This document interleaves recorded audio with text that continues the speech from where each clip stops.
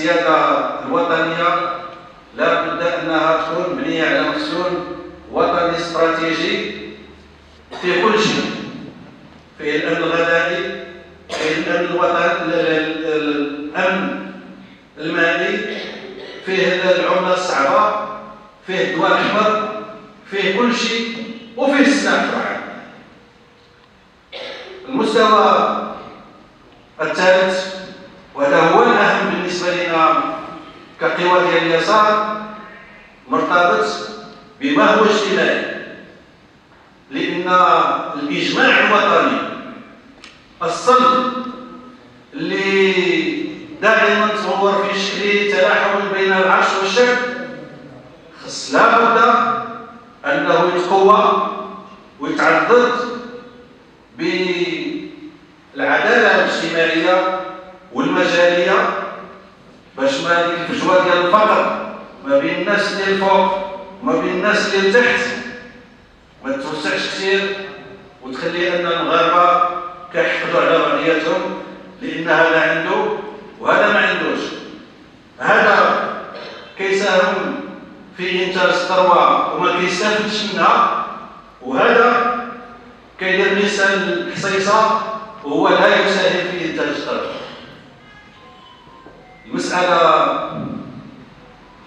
الرابعة طبعا مسألة اجتماعية مرتبط بما هو ثقافي وخص المغرب.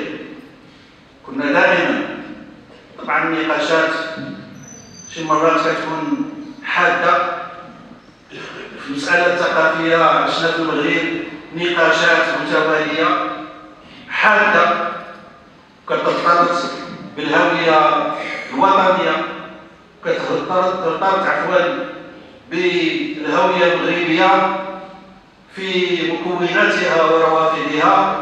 وشفنا المغاربة كيتناقشوا على الأمازيغية كيفاش تغلبوا على الصعوبات وعلى المناورات اللي كتستعمل هذه القضية باش تفرق ما بين المغاربة منذ فترة الحماية لمصدر الظهير البربري، ولكن كذلك في زمن حقوق الإنسان وحقوق الأقليات.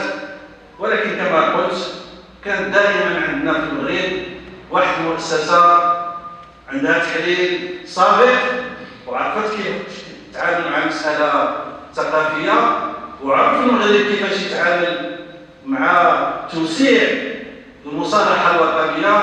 فكما دار مع حقوق الإنسان في مطلع التسعينات دار كذلك مع المسألة الثقافية والمسألة الأمازيغية. وهناك واحد العدد ديال النقاشات اللي مرة كتبان، واللي اليوم نحن نعيش على واحدة منها مرتبطة بتصريحات اللي أدلى بها وزير الأوقاف، وكانت عندها واحد الردود ديال الأفعال اللي ما ممكنش نحلوها إلا فهمنا السياق الدولي اللي عشنا فيه أو كنعيشوا فيه.